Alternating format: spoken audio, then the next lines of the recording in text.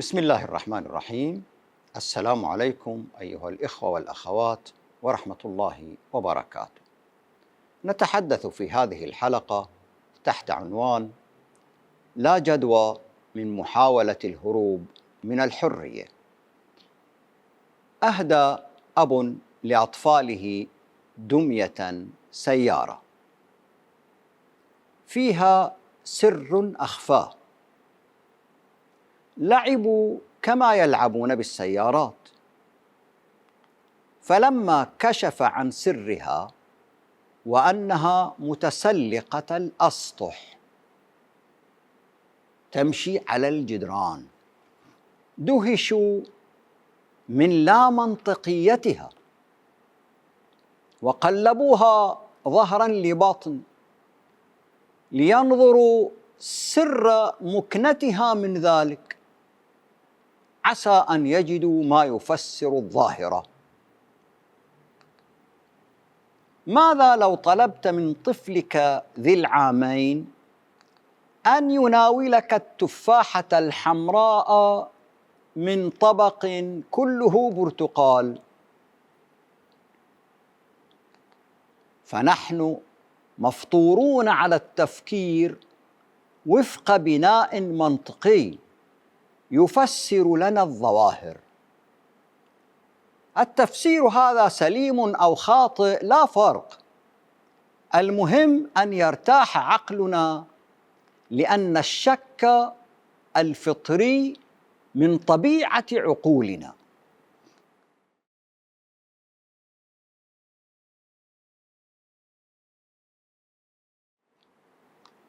إن الشك الطبيعي فطري منفتح على كل الاحتمالات، وهو لا ينتمي لعلم ولا دين، بمعنى أنه ليس بالتعلم، بل هو سابق عليها، فطري من بنيتنا العقلية التكوينية. قد يظهر الشك تحت عناوين مختلفة، فالبحث عن طريق آخر للوصول للمنزل هو في أصله شك فطري. هل هذا الطريق المعتاد هو الأفضل والأوحد للوصول؟ كثير من الابتكار والإبداع في جذره المخفي شك فطري يدفع لتجربة شيء آخر قد يكون أفضل. الشك الفطري هو أبو الأسئلة: لماذا؟ هل؟ كيف؟ فكل سؤال فهو يستبطن شكاً في كفاية المعلوم أو نهاية المعلومة. نحن نتطور بالشك الفطري. الشك عنوان استقلاليتنا، وهو لا ينفك عن أنا أفكر، وهو اعتراف مبطن بجهلنا ونقصنا، ودليل شوقنا للمعرفة والكمال. ومن لا يشك لا يتغير ولا يتطور ولا يبحث عن المجهول، ويظل لا يجرب شيئا خارج الضرورة. الشك الفطري والشك النفسي المرضي يختلفان. نتكلم عن الشك الفطري الطبيعي غير المرضي والمنفتح على حب المعرفة والحقيقة أينما كانت وكيفما كانت. ولا نتحدث عن الشك المرضي، شك النفوس المريضة والعقول السقيمة التي همها الهدم لا البناء، ودأبها إنكار الحقائق والتشكيك في ثمار العقول الطيبة. فهؤلاء مرضى نفوس منغلقين إلا على دائهم، اتخذوا من الشك معول هدم، حتى أنكر عتاتهم وجودهم نفسه. هل أنا موجود أم أنا واهم وجود؟ وشكوا في الوجود الذي هم فيه، وحكموا أن كل شيء وهم وخيال. فإن جاز أن تجن العبقرية فهم مثالها. ما الذي جعل الإنسان ينتشر في كل الأصقاع بل ويقتحم الفضاء دون غيره من سائر حيوانات الأرض؟ ما الذي يدفعه لاكتشاف وابتكار وتجربة الأشياء؟ نحن نعبر عن السبب بكلمات متفاوتة كالفضول وحب الاستطلاع والبحث عن الجديد وإيجاد حل للمشكلات، ولكن هناك قاعدة لكل هذا، إنه شعور الحرية في صلب بنيتنا، حرية المشيئة والاختيار والقدرة على الفعل والترك. إن الحرية بنية في بنائنا وليست ثقافة من محيطنا. الإنسان لا يكتسب الشعور بالحرية من التربية، بل يجد نفسه حراً، وتتجلى فيه في أول رفض وعناد وهو بعد لا يعرف الكلام.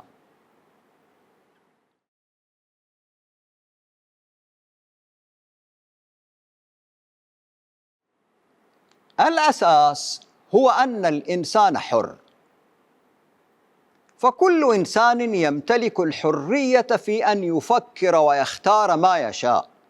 هذا هو المنطلق الأساسي، وعليه قامت فمن شاء فليؤمن ومن شاء فليكفر. الحرية تسبق حتى مسألة كون الله واحداً أو غير واحد، فليس حريتك تبدأ من أن الله واحد ومن ثم فأنت حر أمام كل ما سواه. الحرية فوق ذلك، فأنت إن لم تؤمن بأن الله واحد فأنت حر أيضاً. فالثابت هو أن الإنسان حر ويشاء، ولذلك ناقشتهم الأديان وجادلتهم، والله أرسل رسله لأنه يريد أن يقنعهم انطلاقاً من حريتهم ليصلوا إلى ثبات أبسط القضايا، وهي أن الله واحد. مناقشة الأديان في هذه المسألة والجدل فيها يدل أنهم أحرار، فالمسلمات لا تناقش عادة. أما وقد أقام القرآن البراهين وشرع الأبواب للحوار والدحض والإثبات، فإن ذلك تسليم لهم بحريتهم في التفكير وفي اختيار ما يوافق المنطق والمسلمات. ولكن كونه حران لا يعني أن كل ما يفعله صواب، بل هو للوقوع في الأخطاء أقرب. لماذا؟ لأنه يبدأ حراً وجاهلاً ثم يتعلم.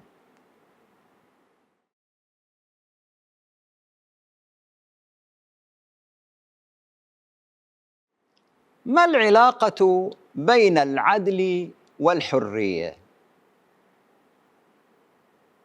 نتحدث عن الحرية المسؤولة، لأنه حين نفهم الحرية على أنها الإباحة وعدم المسؤولية نقع في التخلي عن القيم العليا. فالمرء حر، لكن حر في ماذا؟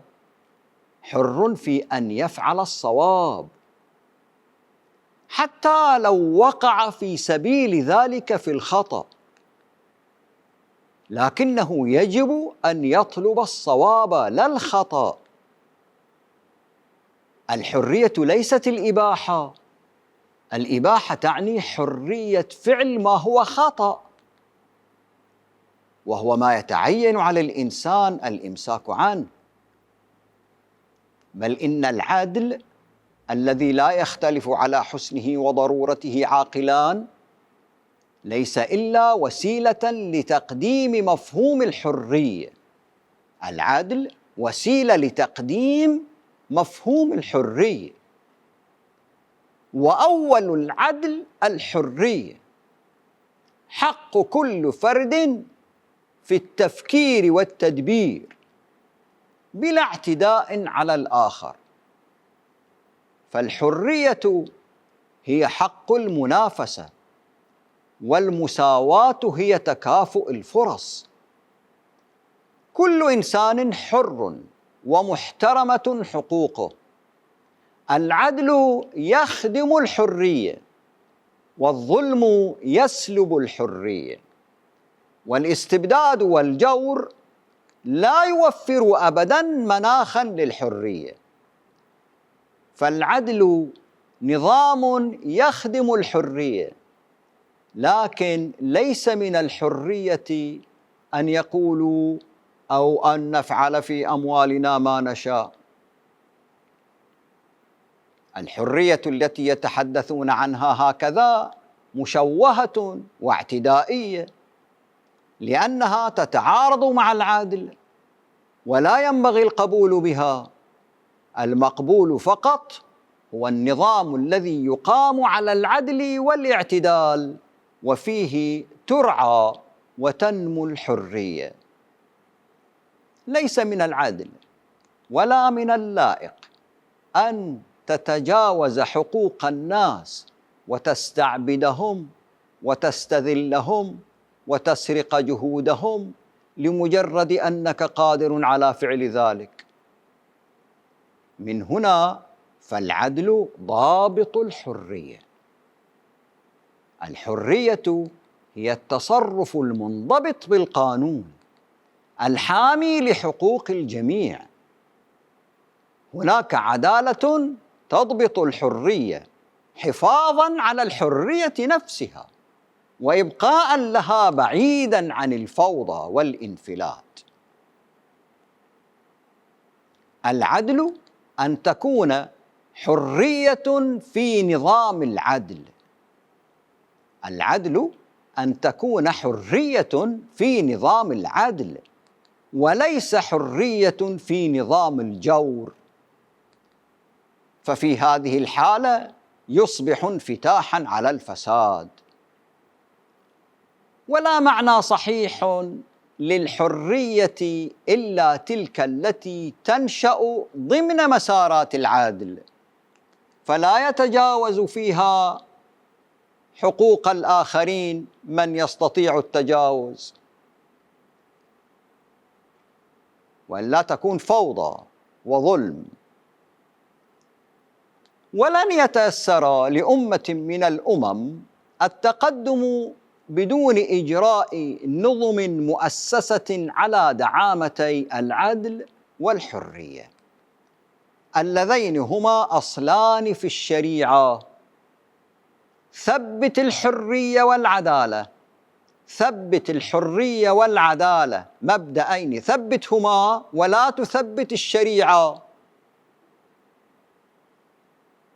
الأولى هي الأصل، ما جاءت الشريعة إلا لتثبيت الحرية والعدالة.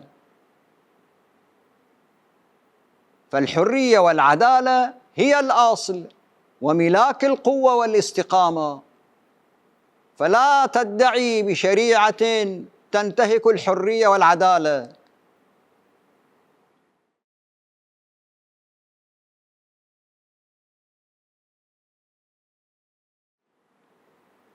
الجهاز الإدراكي للإنسان يتمتع بالقدرة على التفكير وفق مستويات مختلفة متعددة،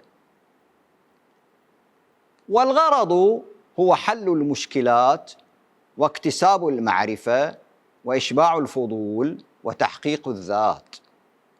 فعلماء النفس لا يضعون في عقلنا قدرة إدراكية غير موجودة، هم فقط يكتشفون ما عقلنا قادر عليه بالفعل ويمارسه بالفعل، لنتمكن من توظيف هذه القدرات توظيفا منظما. الدين الذي همه منع السؤال، إن كان هناك دين همه منع السؤال والدعوة للتسليم العقلي، لن يفلح في حبس العقول من التمرد، فيوما ما سيتمرد أناس على القيود. فالإنسان كائن روحاني يفكر في المستقبل، إنه ملهم من عالم الروح، النفخة التي فيه، وستثير فيه الأسئلة التي قد لا تخطر على وهمه لتبعثه من جديد. ولهذا فالإنسانية رغم كل العراقيل والمعوقات تتقدم وتراكم المعرفة وتكتشف السبل الجديدة، ثم الله سبحانه يحفزها بنفسه حين يحفز طاقاتنا الحيوية بخطاب مفاده أفلا تبصرون، أفلا تنظرون، تتفكرون، تؤمنون، تعلمون، إلى آخره. لعلة ما اكتنزت مخلوقات الله طبقات لا نهائية من المعرفة، وكم هو مدهش لو تأملت كم راكم العلم من المعرفة في الخلية أصغر مكونات الحياة، وفي الذرة أصغر مكونات عناصر المادة. انظر تاريخهم في هذا وستندهش، فكلما تعمقت وجدت أن هناك المزيد مما لا تعلمه.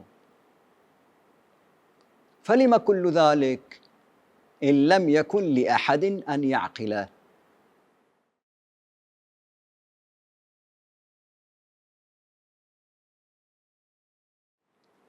لا جدوى من محاولة الهروب من الحرية،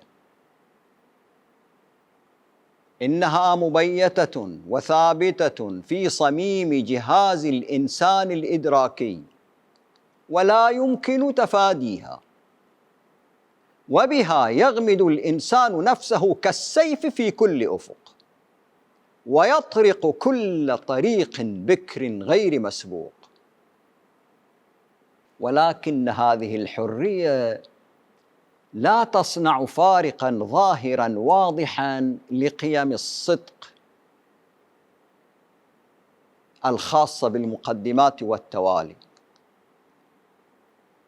المقدمات يعني ما سبق المقصود، والتوالي ما عقب المقصود. فالحرية لا تضمن صدق التوالي وصدق المقدمات، لأنها لا تعصم. كونك حراً مختاراً لا تعني أنك معصوم، بل هي لأن تقع في الأخطاء أقرب.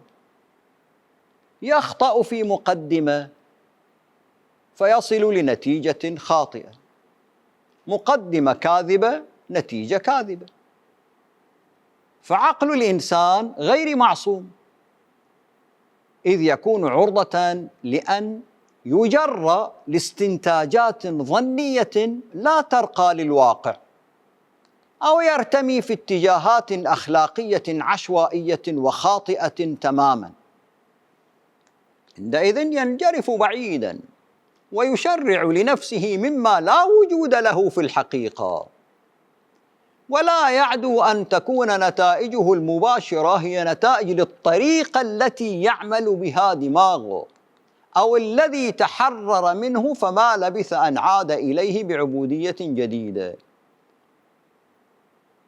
تجد إنسان ينتفض على عبودية، يريد هاي حريته، ينتفض على خطأ، على عبودية كان فيها، على أفكار خاطئة فينتفض، ولكن ليقع في عبودية جديدة ما لم يمتلك منهجا صحيحا في التفكير، فيضع مقدمات صحيحة صادقة ليتوصل إلى توالي صحيحة. ولهذا لا بد للإنسان من مرشد له من خارج عقله يحفظ مسيرته بين حدود الرشاد، لا إفراط ولا تفريط، ليبقى ضمن إنسانيته ولا يغادرها نحو الهمجية وأخلاقها العدوانية الأنانية، وهي رسالة الروح والروحانية، هدفها أن تحفظ الإنسان في إنسانيته. فالإنسان هو المخلوق الوحيد الذي يوجد خارج واقعه، أو يمكن له أن يوجد خارج واقعه، فواقعه هو الإنسانية، هو إنسان، ولكنه عاش أطول عمره خارج ماهيته الإنسانية وأقرب للهمجية والتوحش، بعيداً عن الروحانية، والتي بدونها الروحانية لا يكون إنساناً، كائناً مخيراً مريداً فاضلاً ينحصر انتباهه في كل ما له صلة بروحه. وهذا الخطأ لا يعدو أن تكون نتائجه نتائج للطريقة الخاطئة التي يعمل بها دماغه، فيوقعه الخلل في نتائج وهمية يتخذها عقيدة، فما يلبث أن يعود لما تحرر منه بعبودية جديدة.